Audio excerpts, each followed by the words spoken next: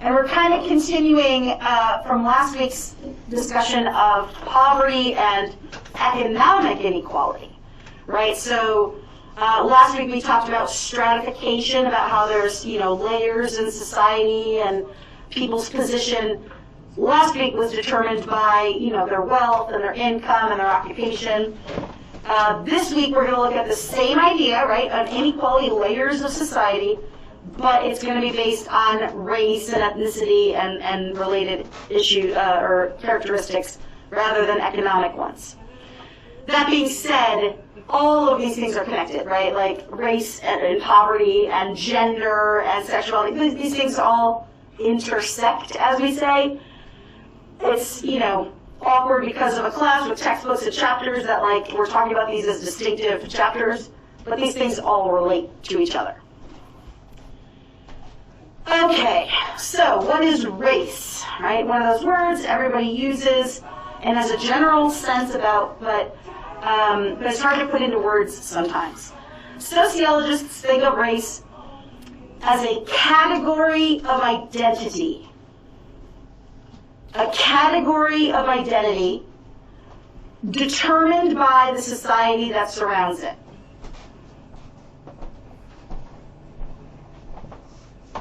There's nothing in here about skin color or hair shape and texture or, anything, right? And in fact, this might seem a little bit generic as a definition, but I'm gonna explain. What this is trying to get across is the idea that race in the United States and around most of the world in 2021, race is socially constructed. When something is socially constructed, right, it's made up by society. And what that means in this case, right, is that social expectations are created about a way that groups of people can or should be categorized. Social expectations about a way that groups of people can or should be categorized. So in the U.S., we tend to talk about race in a binary way, like black and white. But in general, we tend to include other racial groups like Asian or Latinx or Native American as other racial groups as well. But this idea of social construction is that what we call race, and when we deal with racial issues in our culture, we aren't dealing with a genetic problem. We're not dealing with genes, right? We are dealing with the expectations that people in society have for how we should categorize people. We think we should categorize them on skin color or whatever, right? Does that kind of make sense how sociologists are coming at it a little differently than, like a geneticist would, right? Nobody is denying the fact that genetics determine your outward appearance to some degree and how much, melanin your skin produces and that kind of thing. Nobody's denying that exists. But it turns out that even though we use racial markers, like, physical traits, to create categories of people, most of them are fairly inaccurate. So we do use, as a society and as largely a world right now, we use racial markers like skin color, hair texture, whether or not your eyes have a fold in the eyelid, right? We use those biological traits to create categories of people. And on top of those biological traits, we attach social meaning, status, and opportunities to those categories. And so the fact remains that if you have a certain biological trait, like darker skin or like eye folds or whatever else, right, we attach certain value or expectations to that trait, right?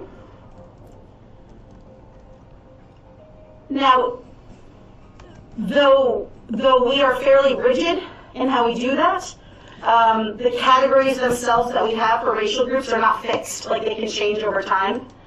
So you may have, in Maine, there's often the story about how the Irish were seen as a different racial group for a very long time, right? In the US, but especially in New England, the Irish were considered non-white as immigrants in the 1800s and things, right?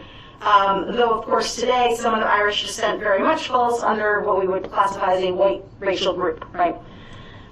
Jewish people, those of Jewish descent, especially like Ashkenazi genetic, lineage, was considered non-white for a very long time as well, various times in history and places. So even though we feel really rigid in our categories, it turns out, they're not rigid. And incidentally, so you may have read or seen when the U.S. Census released finally the 2020 Census released their race data, like maybe last month, and it showed that the percentage of white Americans had gone down a lot, and the percentage of other racial groups had gone up, especially biracial or, quote, mixed race people.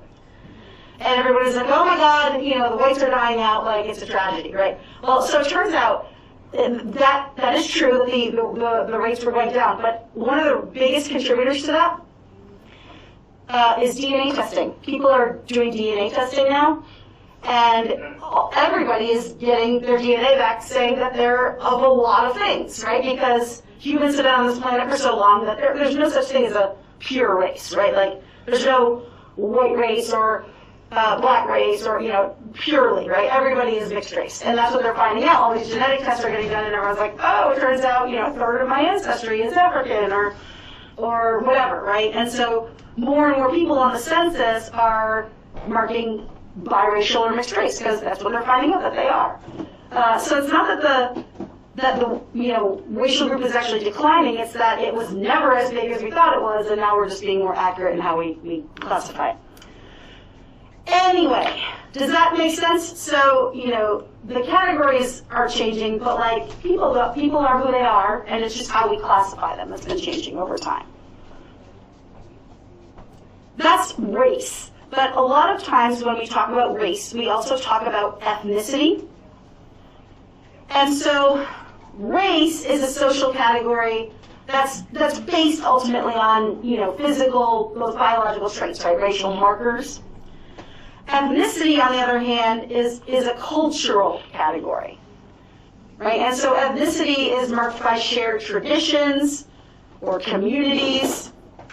I'll leave this up, but it's often based on sometimes on religion or national origin or other cultural practices. So, you could be English American, right, from Britain, and be part of the cultural category of British culture, British American culture, right? But you could do that as someone of a Caucasian racial background or a black racial background or whatever, right? Like your race and your ethnicity are two different things. Sometimes they overlap, sometimes they don't, or significantly they don't. And so, we use ethnicity to talk about national origin, right? Italian Americans or other kinds of relations. We talk about ethnicity based on religion, like with Jewish people or Muslim people, or other cultural practices, like I'm thinking of indigenous groups or, sometimes we kind of lump everybody together and just say Native American, but oftentimes, different cultural practices will help us identify groups. So, sometimes ethnicities constitute a subset of a racial category. So sometimes folks are confused about like Latino, Latina, Hispanic, and Chicano, right? All words used to describe different groups, but that are kind of overlapping, right? And so, sometimes we think of Hispanic, the term Hispanic refers to derived from Spain, right? Like, so former Spanish colonies in Central and South America are Hispanic, but they could be of different ethnicities, of different races. You can have Afro-Hispanics, right? You can have white Hispanics, you can have various groups. So in that case, Hispanic is a subset of, white or black or whatever. Does that kind of make sense? I mean, the answer is, most scholars are try very hard to be precise, but the whole point of race and ethnicity is that it's hard to be precise. So, it's a losing battle. What we do know, and what we can measure and provide evidence for, is the idea of something called racialization. So, while the very idea of we have different races is pretty unreal, like we're so genetically all mixed up now that to say that like one race is distinct from another race is really not realistic. But even if we were all the exact same genetic code somehow racially, right? Race would still be real in its consequences, and this points to a term called racialization. Racialization is the process of assigning people a race, along with the personality, behavioral, and social characteristics that are associated with that race. The process of assigning people a race based on physical or cultural cues.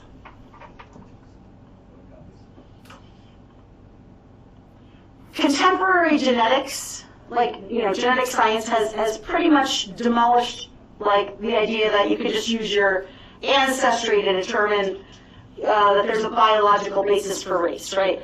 People around the world differ genetically in all places. And so I have a really short video clip that I think does a good job of explaining this concept of racialization, but I want to make sure everyone gets what they need from the slide, and I can put it back up afterwards if not. So let's see. Hang on one second. Here's my video. There it is. Screen. Okay, here we go. Oh, hang on. Is there no sound, Laura? Okay, hang on one second, guys. Let me pause it. Sometimes there's a setting on my computer that I have to click. Sound.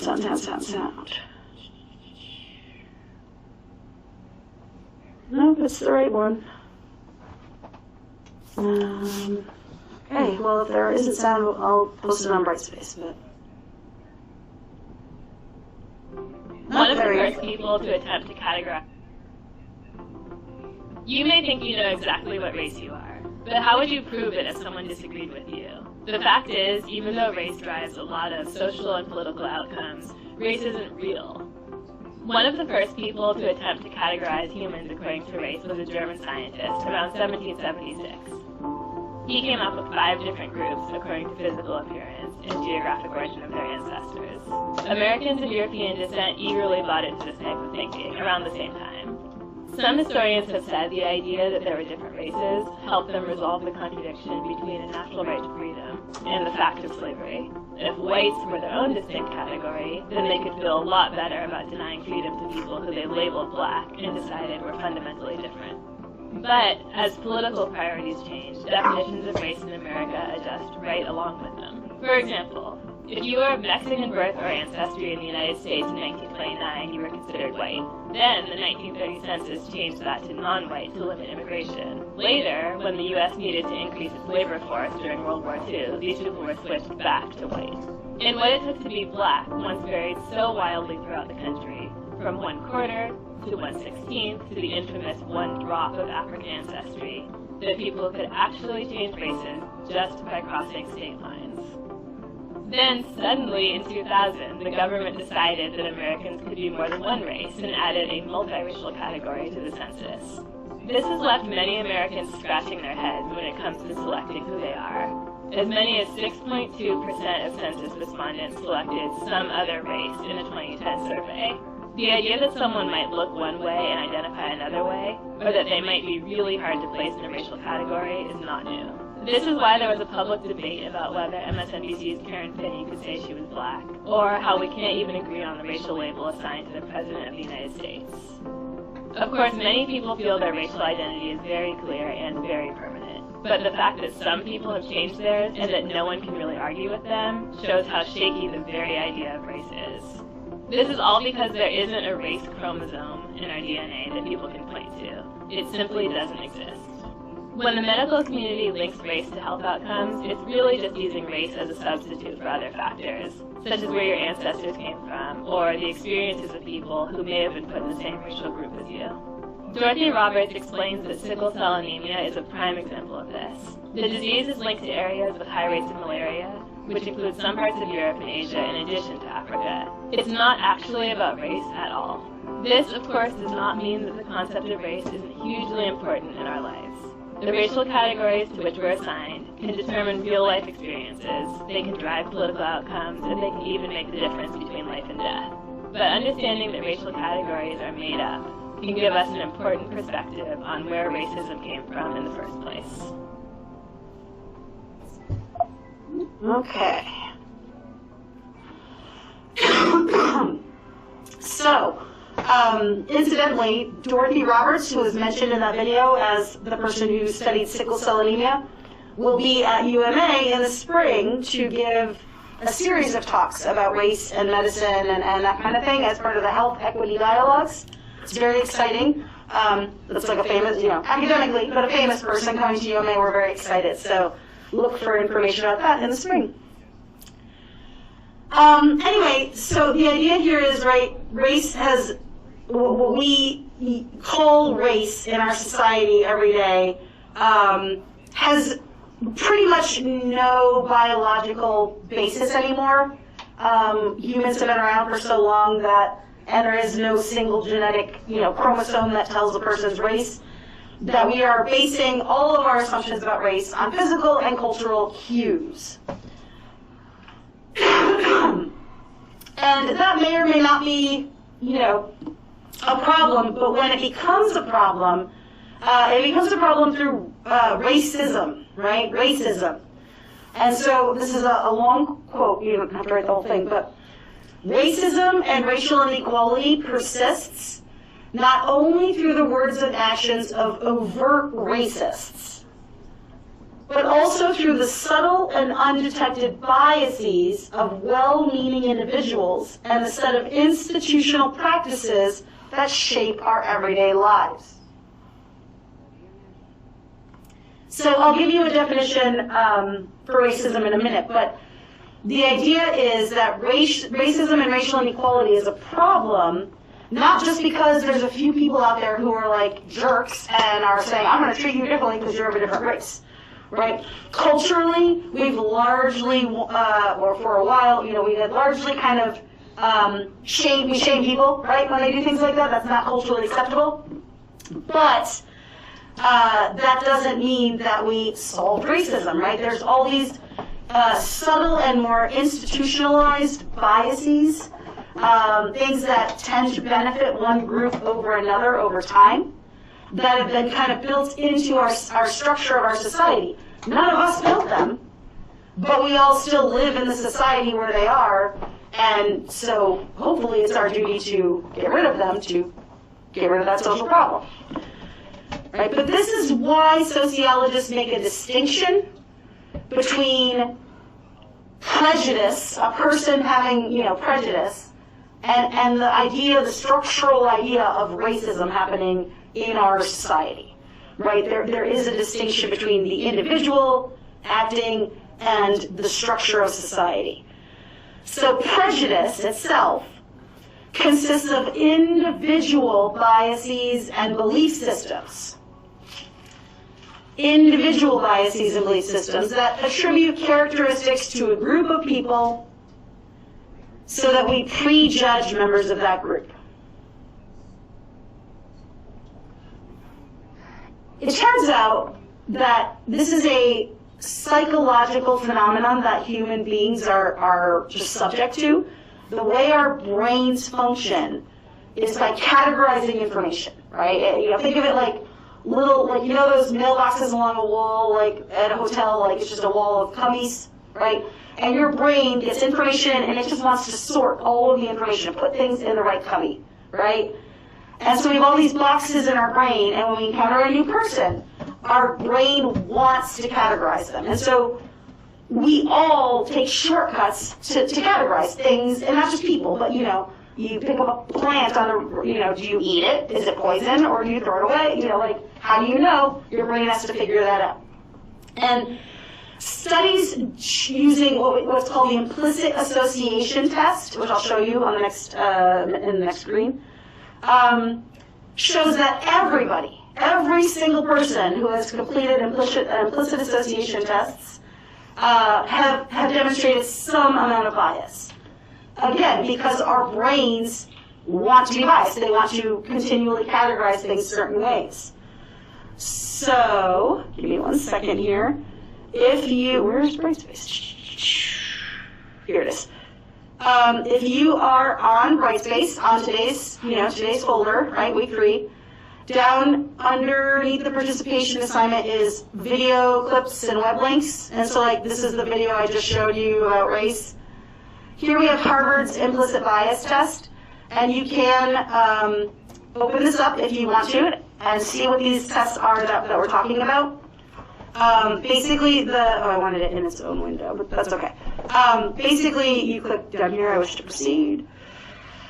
They have these tests that are all based on different things, people's weight, people's weapons. I'm trying to find one that says race. I can't see very well, but we'll do the weapons. No, we're going to come to that one when we get to crime. So a gender one will work. So what it does is shows you pictures very quickly in rapid succession.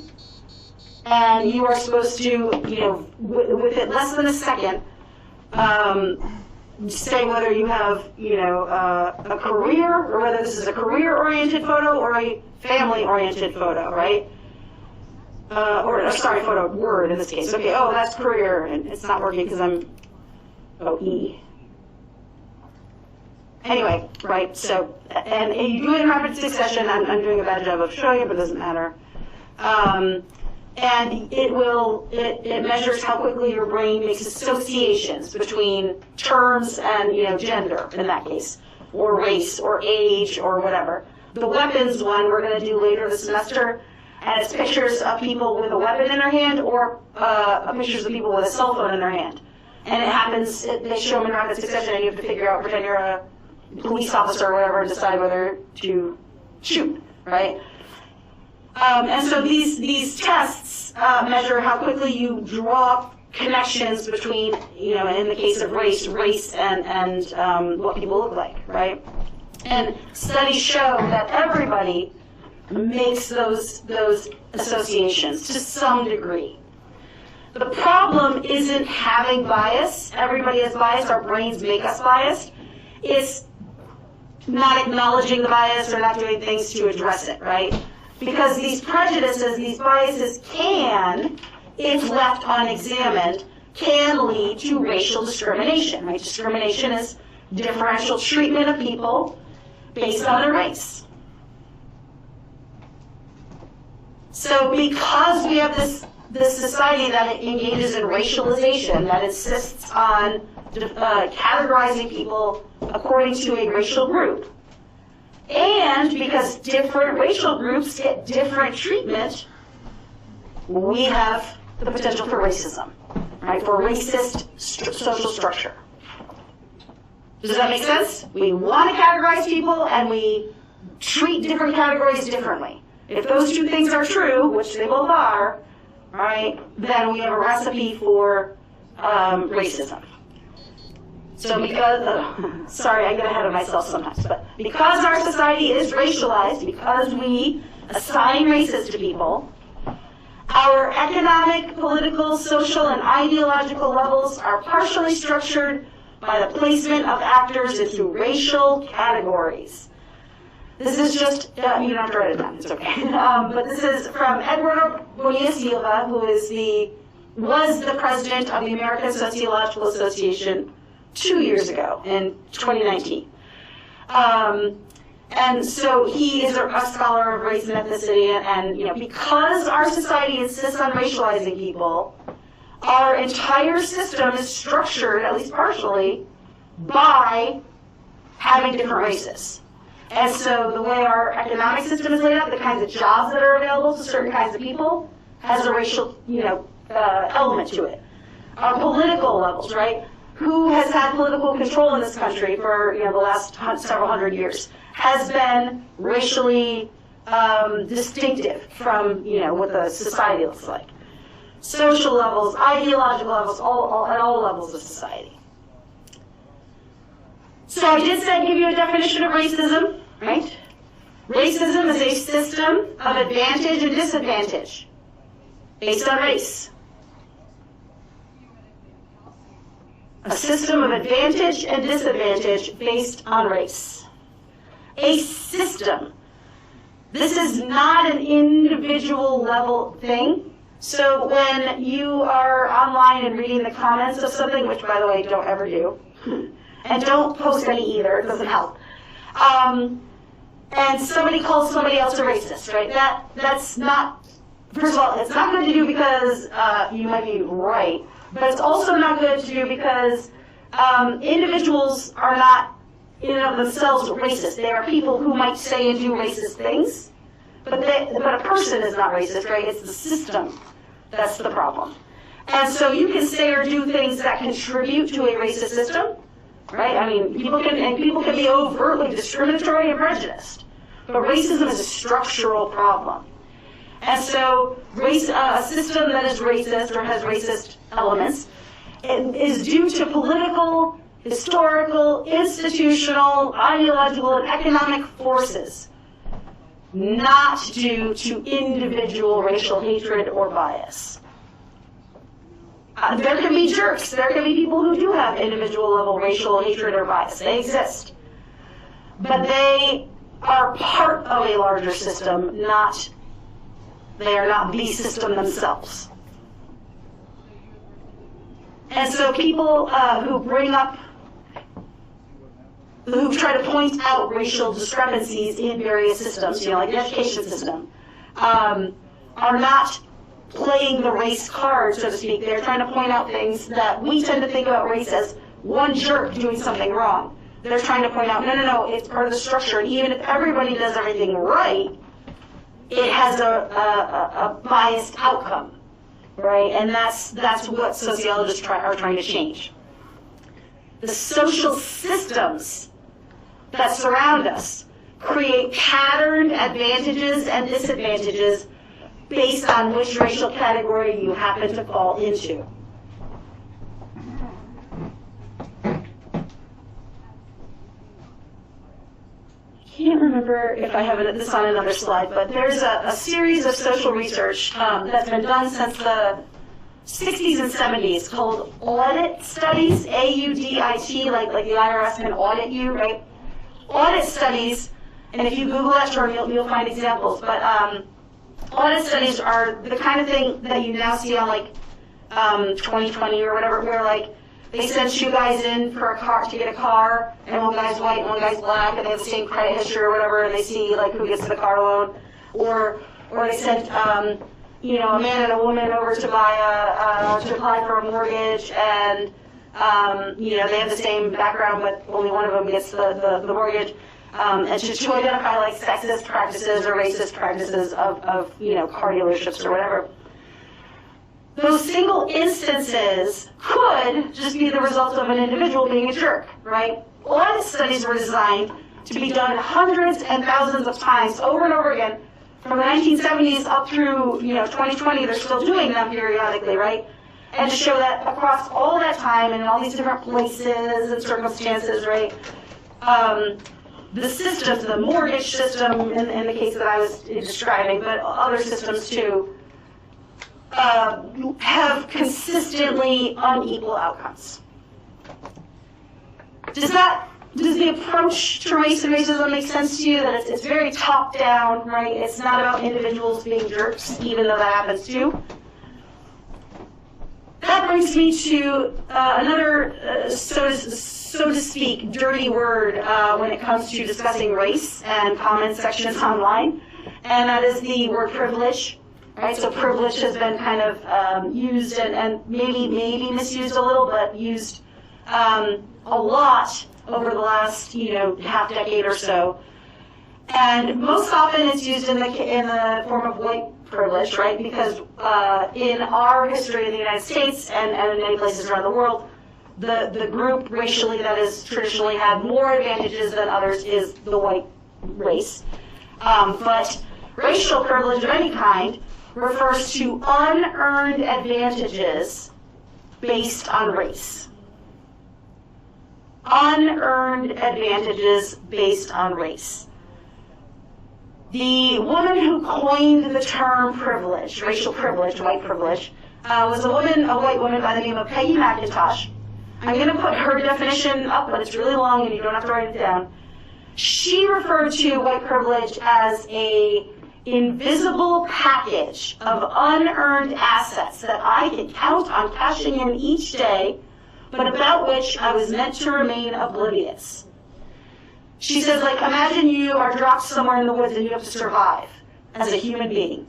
White privilege is like an invisible, weightless knapsack of special provisions, maps, passports, code books, visas, clothes, tools, and blank checks. So imagine if those knapsacks were only given to the white people who were dropped in the wilderness, right? They have some advantages. They didn't earn them, they were just given them, but they can use them, right? Does that make the people who got the knapsacks racist? No, right? But because of the system they're in, where white people got knapsacks and others didn't, they have an advantage. Just having an advantage isn't the problem. The problem is when the advantage is systematically given to one group over another. Does that kind of make sense? So people with a privilege does not mean that they're consciously or intentionally trying to be, quote unquote, better than another person, right? The concept of racial privilege doesn't mean that everything is handed to white people and that life is easy. In the example of the backpack, I did literally say it was handed to you. But, metaphor aside, right, racial privilege does not mean that everything is handed to you and life is easy for you just because you're white. In fact, there are many white people who are very disadvantaged in other ways, right? They could be poor, they could be women, traditionally, they could be uneducated, lots of things can reduce your privilege. So while you as an individual may not believe you see the effects of privilege in your everyday life, look, we live in Maine, I get it, this is a very white state, and sometimes it's hard to feel privileged when every other aspect of your life that's not race, right, you don't have any privilege in. And when you live in a white state, you don't get to see how much, the privilege that you do have for your race. So you as an individual may not believe you see the effects of privilege, but in the aggregate, meaning across everybody and across, all the U.S. and society and over time, there is a lot of evidence, and you can find them in audit studies, that white men and women have an easier time doing things like getting and keeping jobs, having higher salaries, being arrested less often, obtaining loans, finding good housing, not being followed around in stores, and so on and so forth. That across decades and decades of social research, across everyone, there is clear evidence that there is an advantage in this culture for having white skin or being classified as a white person. And these are some of those. And so, like I said, I'll post, if I didn't already, in that web links folder, a link to some audit studies, and websites about that, so you can find more information. The book talks about them too. Questions or comments about privilege? A stretch or a question? Yeah. I think at least for me, the reason I find this almost it feels like the concept is more negative. It's accusing people. Yes, Yeah. And that's why it gets what it does. I think you're right. I think we should be focusing on the fact that, I hate to say it this way, but we shouldn't be focusing on the fact that when people have advantage, we should be focusing on how to give everybody else that same advantage.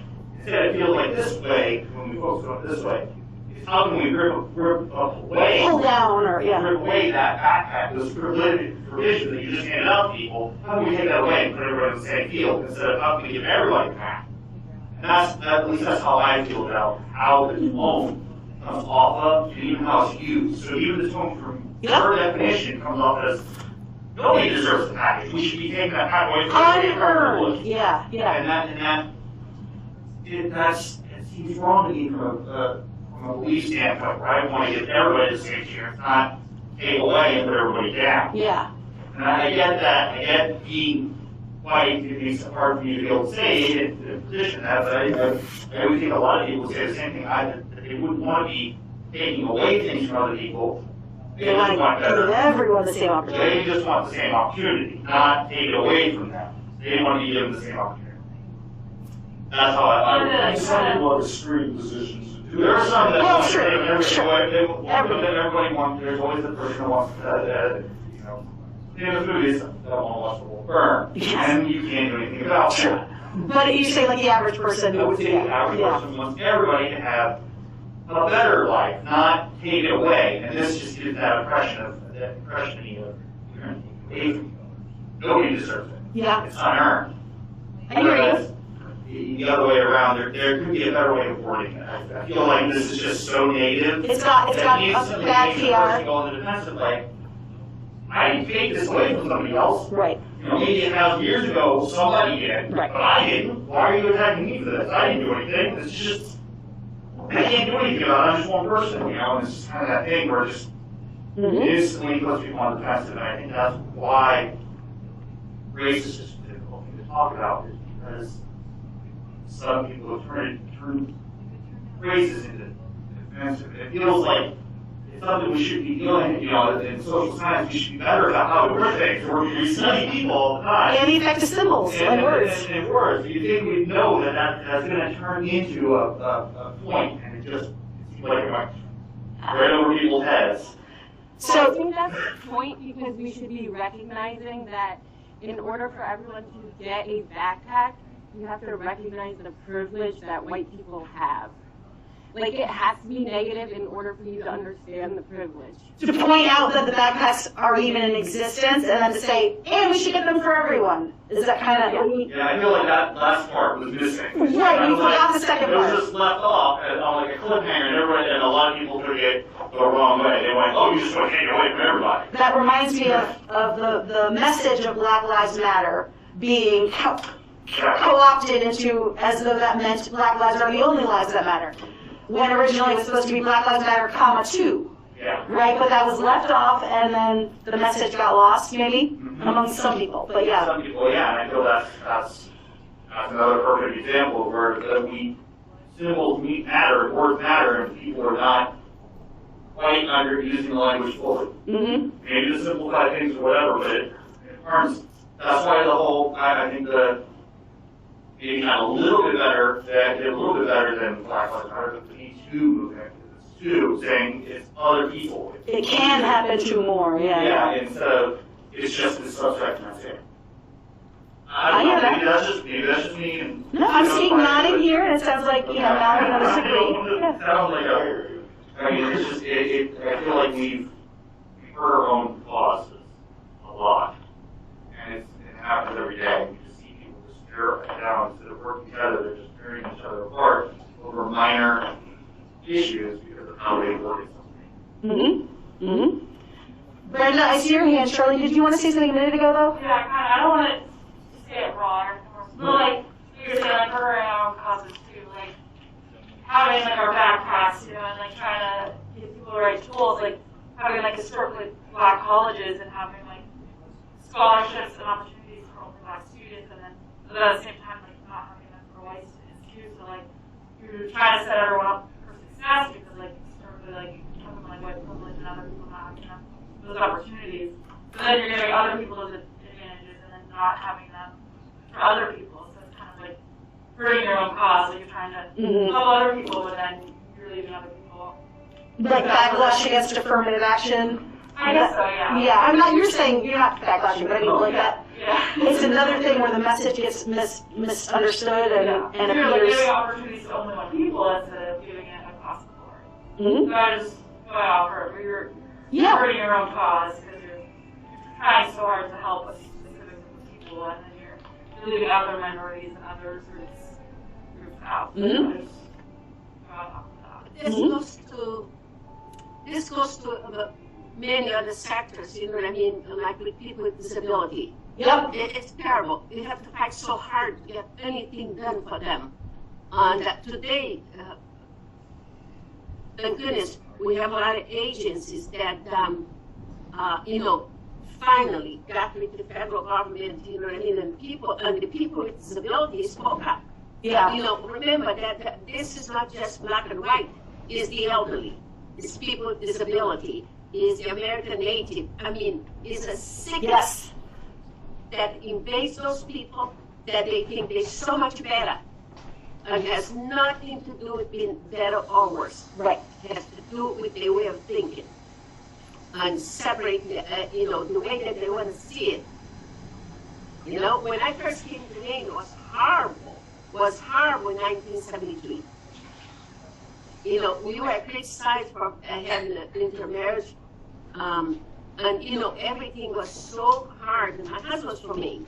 Yep. But was like I had no rights. And that he had betrayed Mainers. That's what we heard. Oh, by marrying someone from away and Oh, yes. Mhm. And a different color. yes. Yes. Oh, Mimi. But I fought so hard that on the end, I led a huge campaign for the school equality, not to change school, not to pass, and I was asked to run for the mayor of Westbrook. Oh, you would have been an excellent mayor. I don't know. Recently, the Democrat Party asked me to run for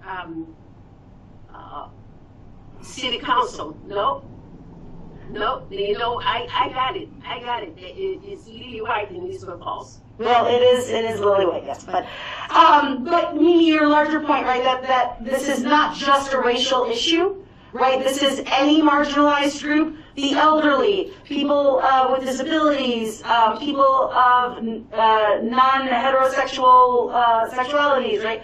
All sorts of groups are disadvantaged, and then the corollary of that is that there is a group that's advantaged, but that maybe that's being lost. The message is being That's lost. kind of what I was saying, is that, you have other minorities that are kind of being left out in the dark when you're trying to, protect away from the door, and then we're doing that, and then, picking other, like education-wise, picking black colleges and education scholarships and stuff like that, and then, other minorities and things like that aren't getting those opportunities. Yep. Hold on 1 second, Brenda, because Brenda had her hand up before, and then I'll come to you. Brenda, do you remember what you wanted to say? Yeah. The thing that I remember the most, the first time, and it's horrible that I had to be in this situation, was 9/11. Uh-huh.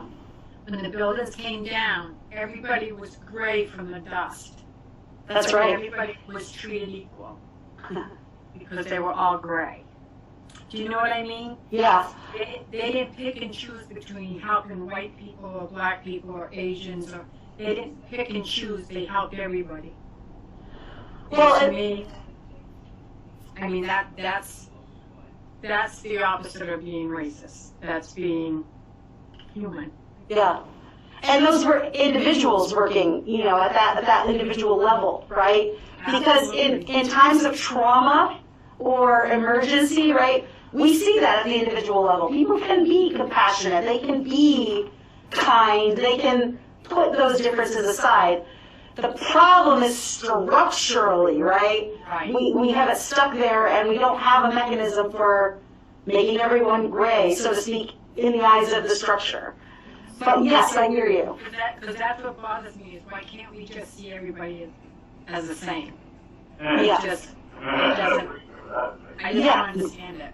Yeah, I have an answer for that in just a moment, but I know Gurna wanted to say something too. But yes, I hear you, Brenda, definitely. Okay. I want to add on, you talked about it actually the other day about affirmative action. Yeah. A little bit on the side end of the thing.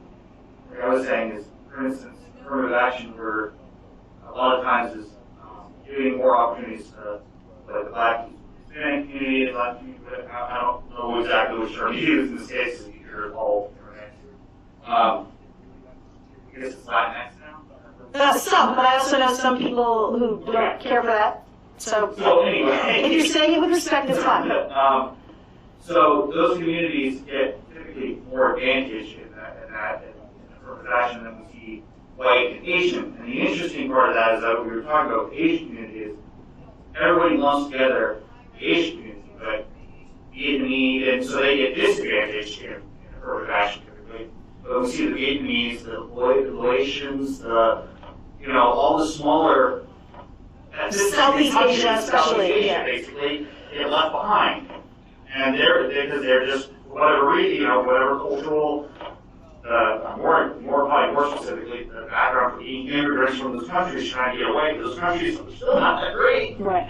At least a lot of social turmoil, From a background of economically speaking, they're so disadvantaged from an economic standpoint compared to mostly Chinese, Korean, and Japanese, that they're way behind. And so they get mixed in with that, lumped in with that group, and they're now being blocked from going to schools even if they have a chance because they may not meet the quotas. And so that's the disadvantage. They get lumped into the category of does not need help or whatever. Yes, even though they should be in the category of needs help. So it's kind of an unfair, sometimes the systems that we create to help are more of a hindrance than they are to help, depending on the situation. I can tell you this, right, as a sociologist for over 20 years, one thing I can tell you is we are definitely good at making problems worse with bureaucracy. Like, that has not changed. But I hear what everyone is saying. I just want to catch up to where we were. But yes, I think the message of privilege is distorted in the way the average person hears it and thinks of it. It sounds accusatory. It sounds like you shouldn't have it. If I can't have it, no one should, or something like that, right? When the message should be, hey, you might not have realized you actually have it pretty good compared to this other group. We should get everybody at that level, or something. That a message like that would be better. I definitely hear you.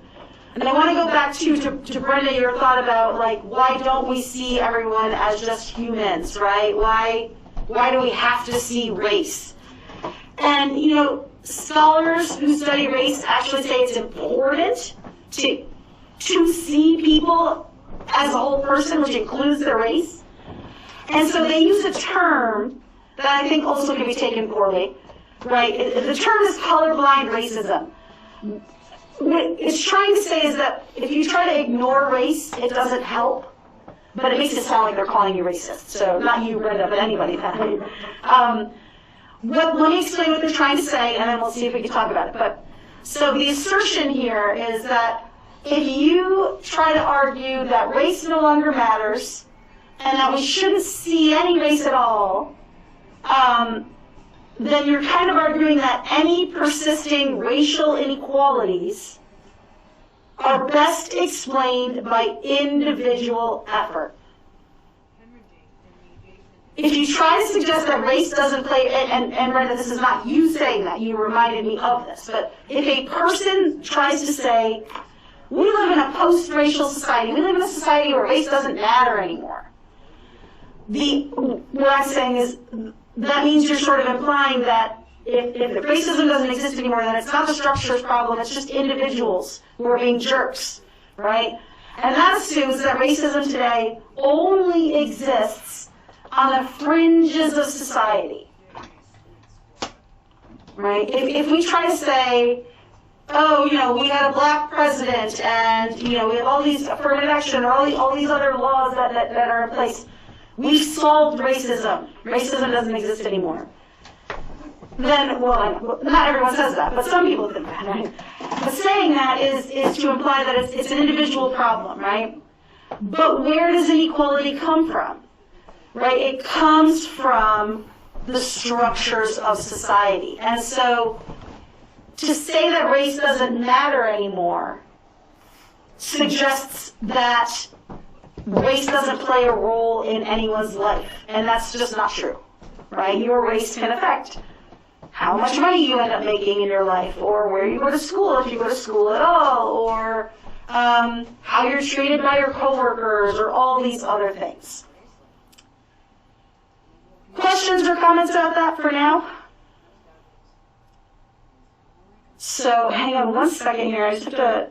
I'm trying to figure out how much I have here. I'm trying to. All right, I'm gonna do one more section, and then we'll take a break. That's all right. So where does inequality come from? Does it doesn't just come from individuals being jerks. There are some of them, but where does inequality come from structurally? Well, one place it comes from is the law. There are racially discriminatory laws and policies in history and also currently in the United States, law code, right? I'm not a legal scholar, I want to say for the record here, but this started as far back as the country, right? So as early as 1790, there was the Naturalization Act of 1790 that explicitly stated that only free white persons were eligible to become citizens. So this country was, declared independent in 1776, became a, constitution by 1789. 1 year later, they made clear this is a country of white men, right, of free white people.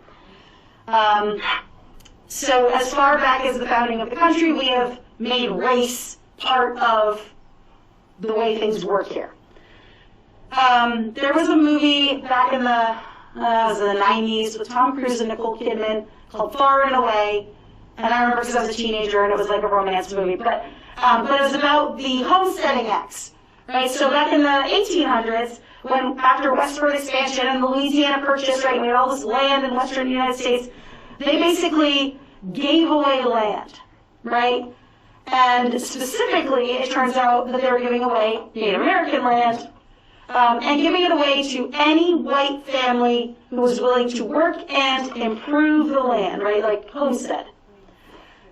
But the homesteading acts literally gave Native American land to white people. I mean, that's what it did, right? That obviously has a huge impact on how we, the advent of reservations and the current, social status of indigenous people in the United States is the direct result of this and many other things that are happening in history. After the Civil War and into the, I skipped slavery, hold on. Yeah, that's a big one too. So obviously, it's a part of our racial past, yes.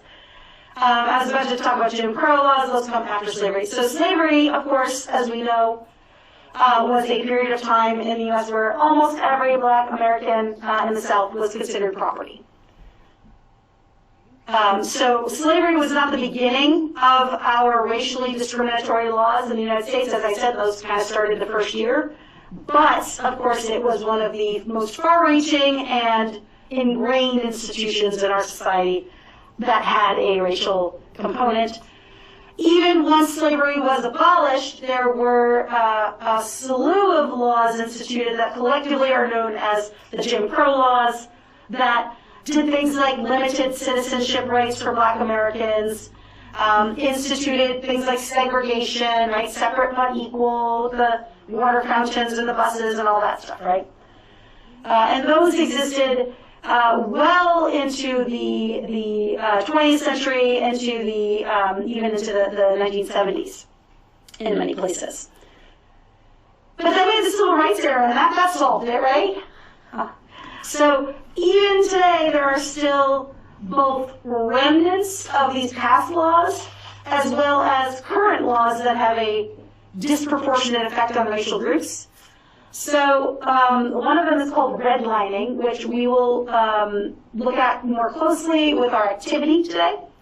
Redlining was federal policy that made it difficult, if not impossible, for financially qualified people of color to get a government-backed loan. Specifically a mortgage, but really any loans. And so it was a public practice of the financial and housing industries, starting in World War II, up through the 70s and 80s, and even affects still today, that blocked off neighborhoods in the major cities as like, no loans can be given for these houses. And guess which kinds of neighborhoods were the ones that were redlined, right? After a while,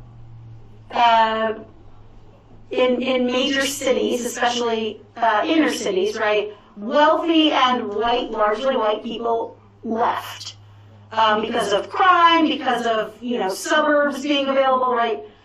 But in the 1990s, that kind of shifted, and wealthy white Americans started moving back into cities. And they called this period urban renewal. Look, we're going to gentrify these neighborhoods. We're going to pour all this money into this poor neighborhood, rebuild the buildings, put in parks, clean them up, right?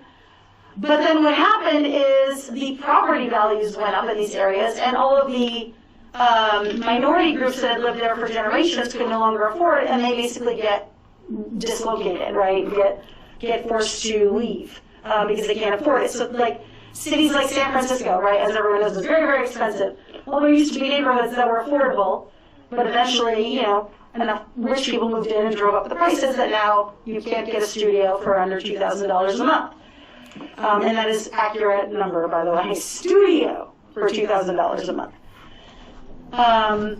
So, historically, there have been a lot of policies, and then even if, it was called urban renewal, and the government did help pour in money to help renovate and improve those areas.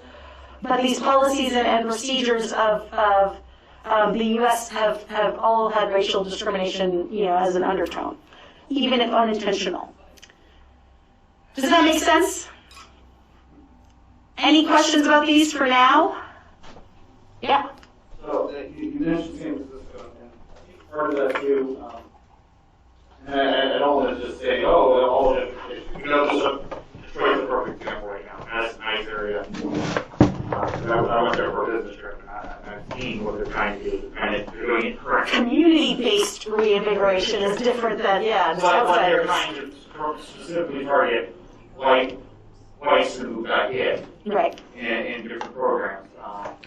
One of the employees got very good benefit as he didn't get it from Bishop, got it from the government. He moved there, he got this old pawn shop and auto service place, and he turned that into a house, basically his house. Oh, neat, yeah. But he got that for I think it was $100,000 for this huge plot of land. Commercial property here, yeah. They let him immediately redistrict, no questions asked, no zoning issues, nothing. Beautiful. Yeah, probably property tax break or something, Just getting in. So it's kind of those things. But I think with San Francisco, it's a different issue. We're seeing it in Austin now too. Some of these cities, it's not just trying to gentrify, it's also a refusal to acknowledge the changing economic state of their city. Like Austin refuses to upgrade its roads. They refuse to change things. They even went as far as to downgrade roads to add bike lanes when they have a traffic issue. I live there, and it's horrendous. Yeah. And they went and took roads that were 2 lanes, and you could barely get around, and they added up, removed 1 lane and added a bike lane. Right. You can't get anywhere, it's just stone blocked in those areas. Nobody drives anymore because of it. You can't get anywhere. Yeah. And it's kind of funny, so it's kind of a combination of things. It's, the businesses, in San Francisco, all the companies have their headquarters there and stuff like that. Or at least in Silicon Valley, Silicon yeah. Valley, and so that's a huge piece of that too. And then on top of that, now those companies are moving to Austin, so there's the same issue with those neighborhoods in Austin where the blacks and Hispanics are having to suffer because the prices are going through the roof. Right. They can't get a house anymore there. And so now they're having to relocate to Dallas or relocate. And you can't go to North Dallas because Plano is having the same thing. So it's kind of, it's one of these things where all the major cities in Texas are suffering because all those companies are kind of basically open the door for all the companies from California. Right. Oh, it's too expensive there, come here. And then in 10 years or whatever, they're like, oh, it's too expensive here, let's go to Mississippi or whatever, moving around. That's exactly what's happening. Yeah. And what's going to happen is the laws are going to probably follow suit because you're moving the same people, you're moving people that vote this way to another state, and that's what they're seeing in Texas. Shifting from a really solid red Republican state now to a purple and paid for Yeah. it within 10 years it'll be solid blue. And then I would assume that we're going to see the same struggles that California is going with budgets and stuff like that in Texas because they have no income tax. Yeah. So They're not set up for that, They're not yeah. set up for all this stuff, and it's gonna. Yeah. So it's interesting. I mean, it's so deeper than just we just want to cater to just white people. Now, there's some. I forget which example it was. Tennessee, where they were building a highway through 4 neighborhoods to throw the black people out. Yeah. They were going to build a highway straight through. Yeah. And it would They just never finished. locate. They never finished. Yeah. Now they're building parks and trying to upgrade because it was literally designed to get Displace people who wouldn't vote for the them. people, the racial communities that they didn't want. Yeah. And I was amazed by that. I can't have a look at what city that was. I saw it recently. I want to say it was somewhere in the south. I think it was Tennessee. I just can't remember what city either. It wasn't like the national, like there's East Tennessee and West Tennessee. And, Yeah. I cannot remember. It was that was a really interesting article to read about how they designed this entire highway and system and never finished because they didn't have money to start with. And Yeah. The only reason it existed was to buy all the 4 neighborhoods and level them and kick them out of the city.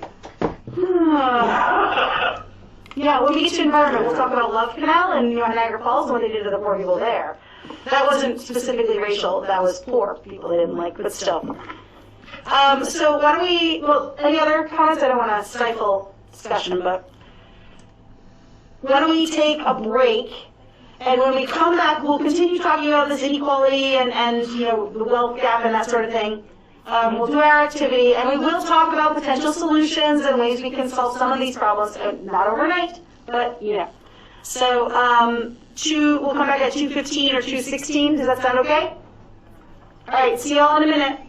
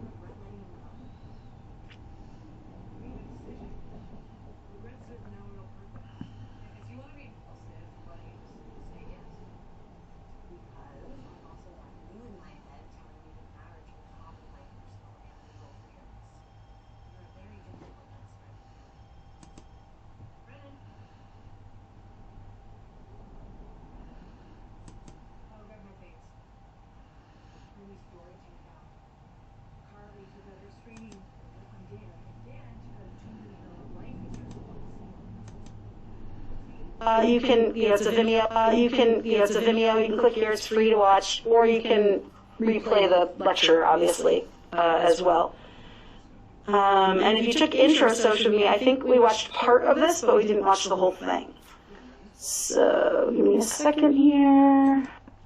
I posted a separate video of this that is titled Race, the Power of an Illusion, how the racial wealth gap was created. So I'm actually going to skip this as part of this video.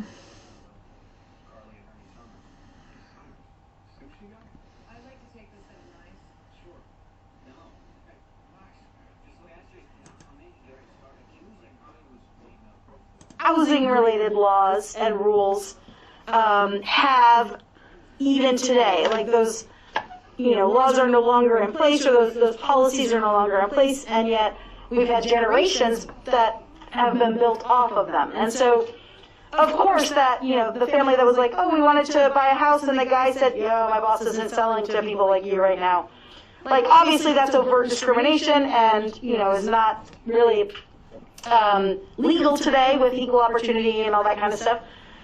But because that happened back in the 40s, right, there's a generation that, couldn't benefit from having that house, and they passed on that, not having the wealth they missed out on, right, didn't get passed on to the next generation, and so on and so on.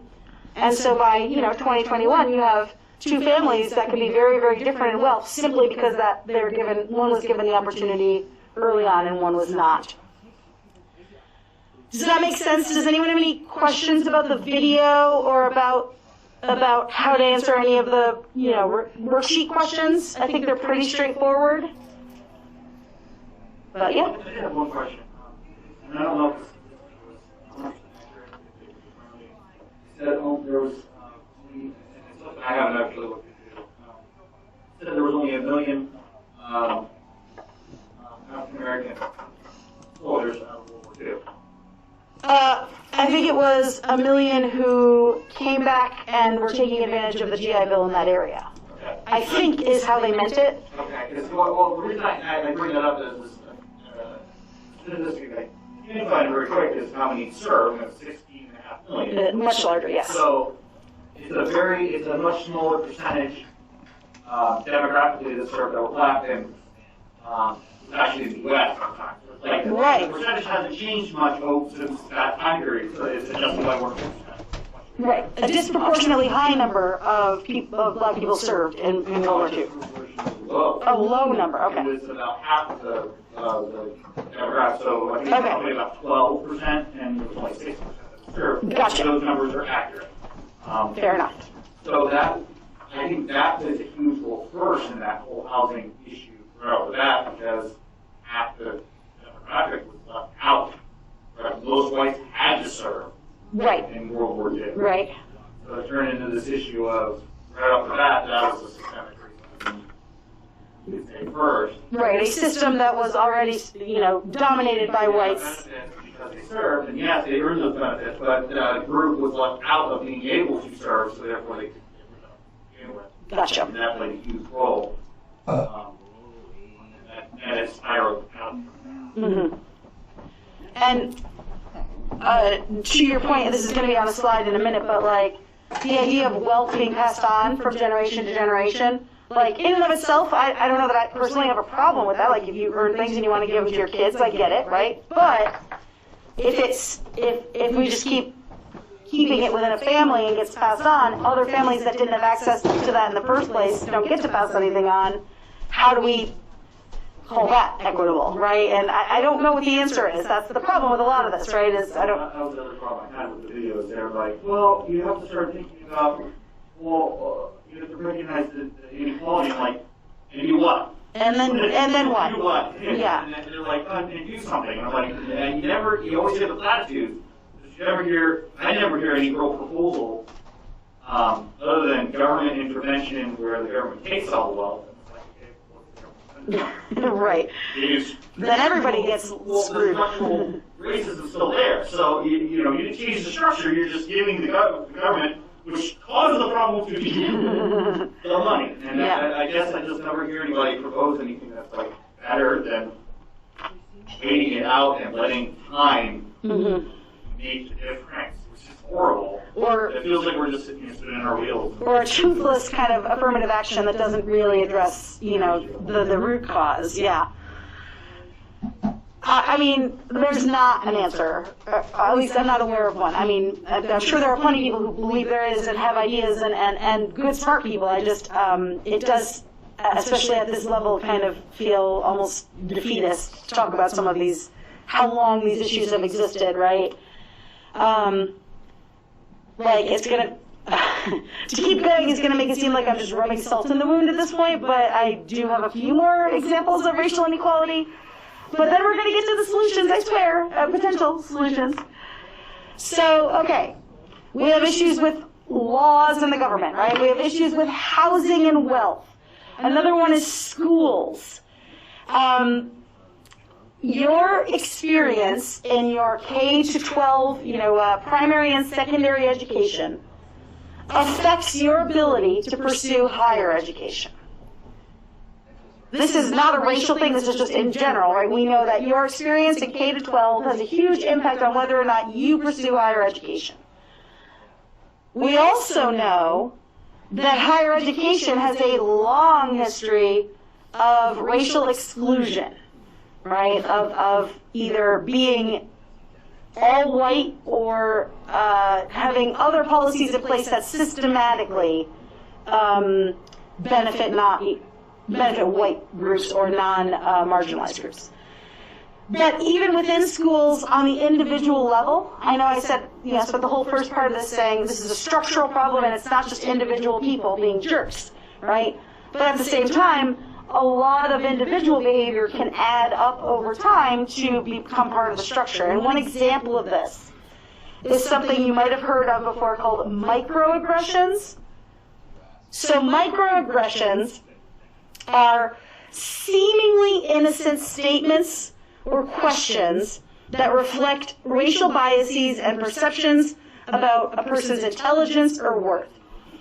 So an example that is often used as a microaggression is if a white person encounters a black person and they're talking to them and they say, "Wow, you're so articulate," right? As though you're implying, "Wow, I didn't think you'd be able to string a sentence together," right? Implying you thought their intelligence was low because of the race. Even if that's not what you thought, even if you're trying to give them a compliment, right? "Hey, you're really articulate." The idea that because of all this history and the way that historically whites have treated blacks, right, that statement, "you are so articulate," sounds like comma, and I didn't think that would be possible, right? That comma's not in there, but it can be read that way. Or another example that I know folks who get this all the time is someone who is non-white being asked, "Where are you from?" or "What are you?" Right? Even if they're born and raised in the United States, someone as of Asian descent, "Where are you from?" or "What are you?" Implying that if you are not white, you therefore must be a foreigner or somehow not American, right?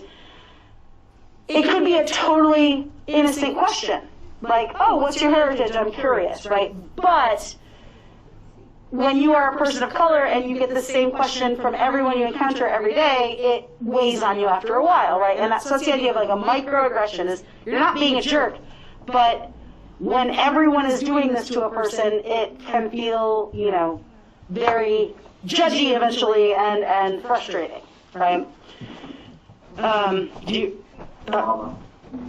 Being Everybody would always he's so articulate. Yeah. So my husband is, not that it matters, but is of Mexican and Irish descent. He's a mixed race, but he is like a olive skin tone, right? And so he could be Greek, he could be Italian, he could be Portuguese, or he could be Mexican, Hispanic, right? And he's one of those people that everywhere that we go, everyone assumes, that he's wherever we are, right? Like, oh, if we're visiting Greece, they think he's Greek. But he gets the "what are you" question all the time, because all people can tell is that he doesn't look the same as them, right? But he could be anything, and so he gets that one a lot. And finds it frustrating. He doesn't think that everybody who asks him that is a racist, right? But hearing that question all day, every day, from everybody you encounter can weigh on you eventually. Another issue that's related to inequality, and this is, Excuse me. oh, I'm sorry, Mimi, yes. Yes. Not long ago, I was at Goodwill.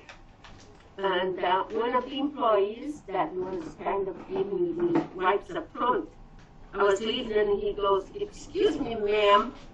I said, "Yes." "Where are you from originally?" I didn't miss a bit. I said, "From Maine." And he did, "Oh, good." And I was like, "What an idiot. I could just slap you, brother. I could just slap you in the face." That was so insulting to me.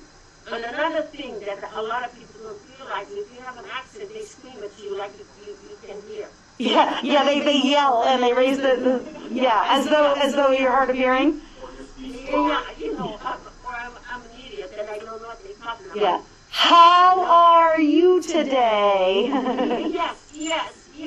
And I do volunteer on Tuesdays at the food pantry. And the white gentleman that works with me, he likes to speak Spanish. And the other day, this woman, he's talking Spanish with me, I look at the woman and say, hey, I do speak English. You are easy who doesn't. Exactly, though. Making those assumptions. Nobody's trying to be mean necessarily. In fact, they may be trying to, truthfully just to learn about you or anybody. But this guy was more than just trying to learn. He was on the tip of it, you know what I mean? Because right now in Brunswick we have so many people from of such a different places. Yeah. That he's on the lookout to protect Brunswick. And when you said, oh, good, right? That actually, yeah. Mm-hmm. The joy in his voice, like oh, thank goodness she's from Maine. Yeah. I'm not too sure she's black, white, pink, or blue, but she's from Maine. I'm sorry, but yes, it does happen. So we have, the education system, the financial system, all of these systems that have these built-in ways that people of color are disadvantaged. The last one I want to mention is something called capital. Capital. So have you ever heard people talk about capital like money? Like investment capital or something like that, capital gains, right? So money is economic capital, right? That's anything you have that's worth something financially. So your income is part of your economic capital, your wealth is part of your economic capital, the property you own, all that stuff. But capital actually refers to anything of value, and you have things of value that might not be financially valuable, right? So for example, you probably have some amount of social capital. Social capital is your social networks or your connections. Have you ever heard somebody say it's not what you know, but who you know, right? Who you know is a form of social capital. If you're friends with the mayor of Brunswick, right, you can probably get things done a lot more easily than if you don't have that social capital, right? Even though you're not spending money to get things done, you can use your social network to do it. And the third kind is cultural capital, and that refers to knowledge or skills. Largely, we get that through education, but it can also come from other, places like your church or your family or whatever, right? The point that I'm trying to point out here is that to have things of value in our society, it's not just about money, but that all of these things can be affected by your race, right? We primarily have been dealing with this one up here, economic capital, but if you don't go to the right school or you don't, attend the right church or whatever, like you're going to lose out on networks. If you don't get the right education or you're dealing with microaggressions all the time, you might not get the right knowledge and skills. So at every level of value here, non-white groups have traditionally lost out on capital. Does that make sense? All right, so where I want to end today is talking about why racial equality has lasted for so long and what we can do about it. So one of the reasons that inequality has stuck around for so long has to do with exactly what we were talking about passing things on through generations. So one of the government policies that exists in our society is one that allows inherited wealth. Right?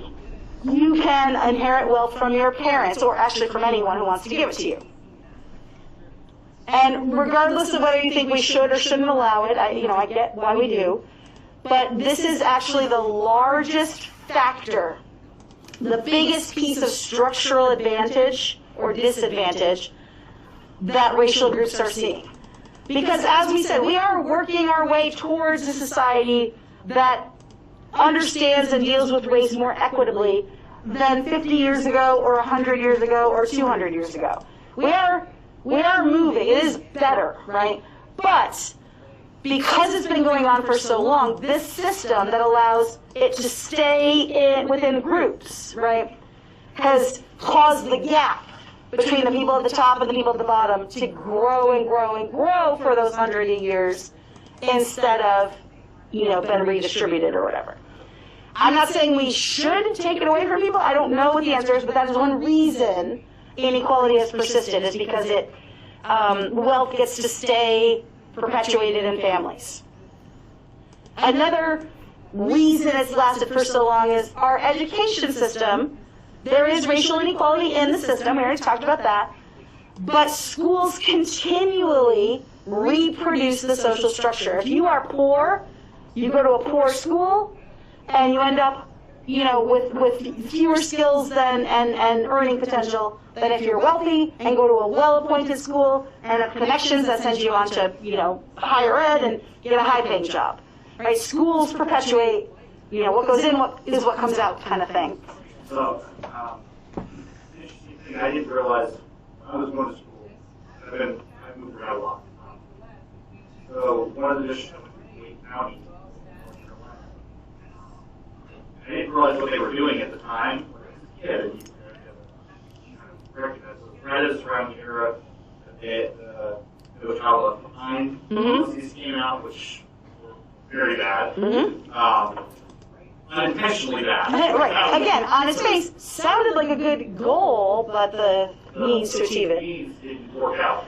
So what they started doing, and it's proven so far, they did studies. They had, but a lot of places have them called magnet schools. What they did instead was they made these magnet schools on the Yeah. So what they were doing was pulling white students from, I had to take a bus trip, almost an hour and a half to get to school every day from the suburbs. Yeah. They're pulling in to balance, I guess, basically the economics more of the schools. Yeah. And now they have one of the highest high school graduation rates in the country. They have higher education graduation rates in the country from their graduates.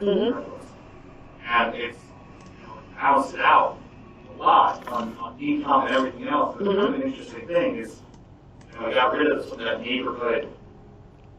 The school serves the neighborhood, and it's a poor neighborhood, so it's gonna, And it's kind of it works, and never seen it anywhere else. Except just after, like, in the civil rights era, right, when there was the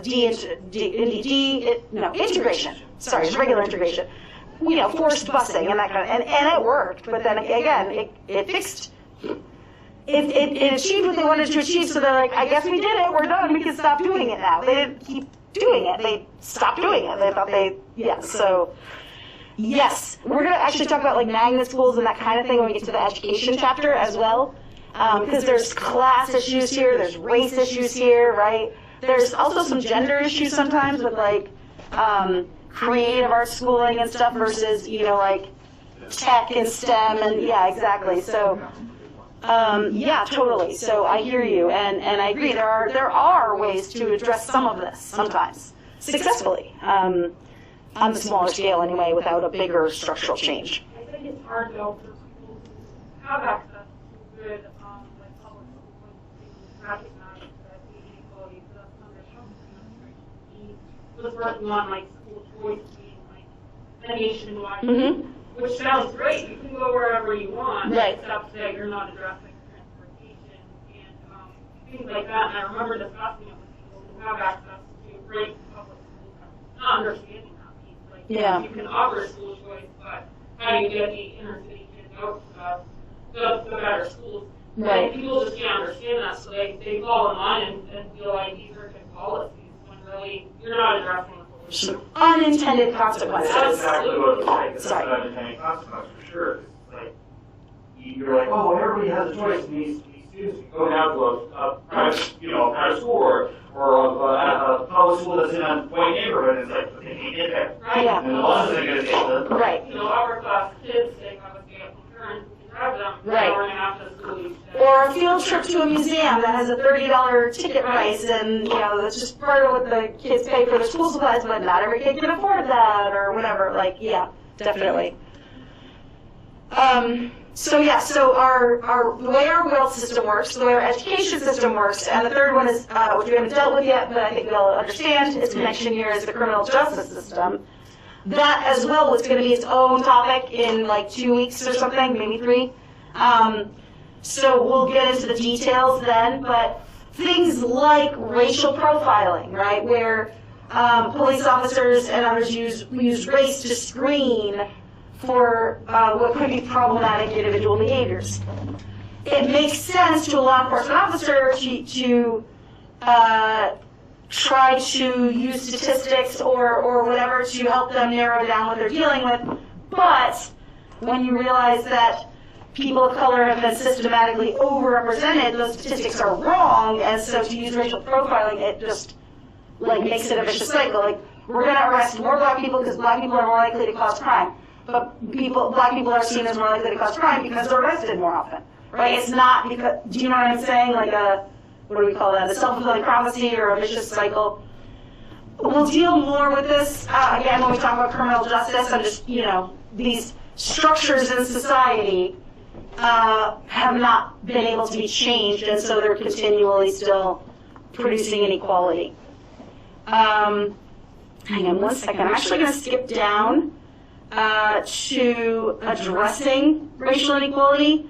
It's not that I think there's like a couple blanks before that, but they're not going to be on an exam or anything, so you're okay. And you could look at the book if you really wanted to fill it in, but I want to keep us moving. And I want to get out a little early if possible. So, does everyone see where we are in the notes now? If anyone's using the notes, okay. And again, there were just a couple things before this, and they're not going to be on the exam. So, how do we address racial inequality? Well, we were just talking about how the education system can be flawed, but research does show that gaining education is one of the fastest ways for disadvantaged groups to move towards equal opportunity and equal or equitable wealth and knowledge and skills and all that with other groups. Because education does help us understand why racial inequality exists, and it gives us tools to respond. So I don't just mean a formal education, although that's, a big part of this, but even just literally like educating yourself, so to speak, about racial issues.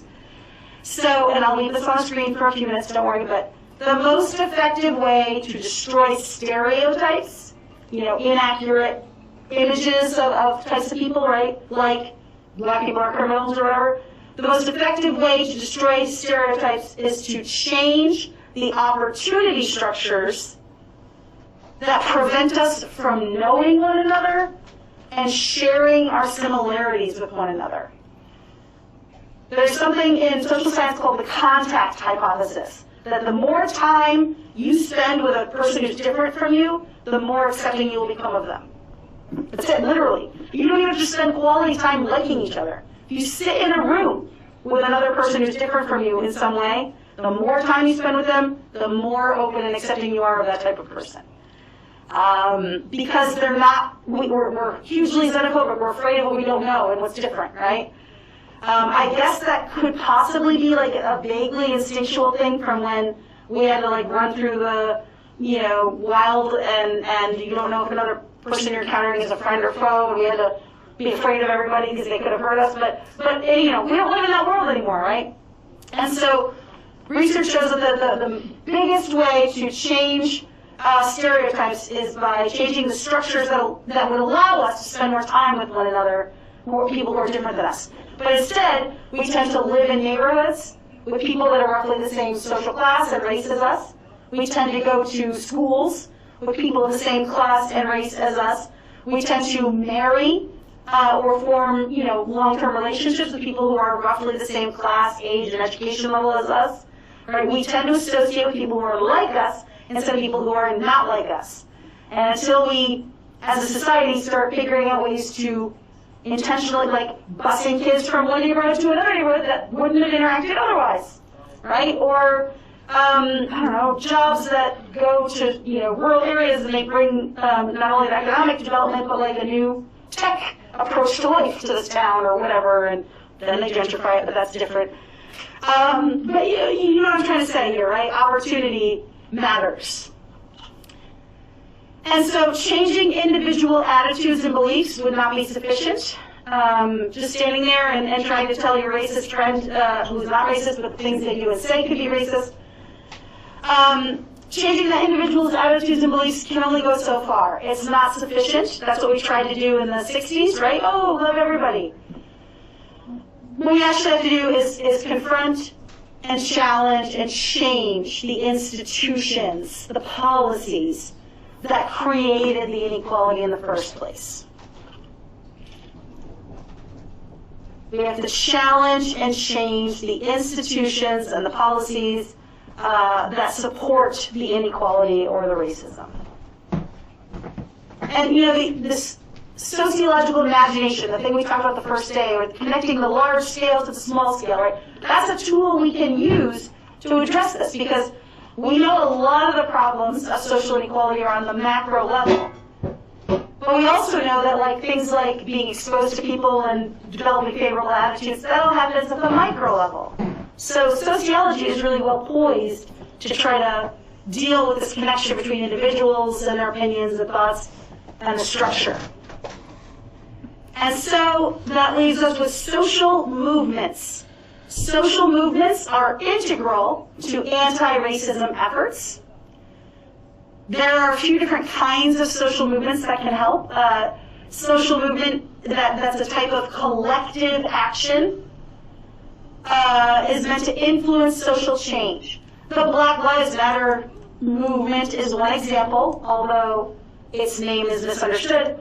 But you know, the Black Lives Matter actually was started back in like 2014 with the Ferguson, Missouri police brutality riots and things like that. It's been around for a while, but then of course last May it gained a huge resurgence for the same reason. And that movement is meant to influence social change. It's meant to influence how police departments deal with race and deal with their interactions with black suspects, right? It's meant to influence change at the the legislative level, right? Changing laws and rules. So social movements can exist. The other biggest way we can exercise change is through voting. Again, voting turnout is terrible in this country, right? Like less than half of people usually vote in any given election. A little more than half if it's a presidential one, but and most of us, or most of the U.S. tends to vote in those big presidential ones when the people who actually can change the way you live your life and experience life are at the local level, right? And so candidates who will enact policies and legislation that addresses racial inequality, the more of those that we vote in, the better the chance we have, especially at the local and state level, to affect change. And so becoming further involved in the political process can help, even if you are not old enough to vote yet. Working on campaigns, encouraging others. Obviously, if you're not old enough, you can't run for political office, but those kinds of things can, being politically involved can help. So, other than the 2 bullet points or whatever that I skipped, does anyone have any questions or concerns or comments or whatever about what we talked about today? They're a surprise too. Alright, so last thing then is extra credit, which you don't have to do, it's why it's extra, right? So, there is an academic theme at UMA. Okay, so that's it for this video. That's just an extra credit assignment I have to do. Well, I don't have to, but I want to. I actually already downloaded the book she talks about. So it's not really necessary to watch this. But every year. Last year was Outbreak, and the year before that was Dirigo, like Eileen from Maine. This year the academic theme is race and social justice. And so attached to that academic theme is a book. This year the book is, hold on, I'll show you a picture of it. The book is Caste by Isabel Wilkerson. Here's what it looks like. Caste, the origin of our discontents. And what I am proposing for extra credit is that you and read any 2 parts of it. It's broken into 5 or 7 parts.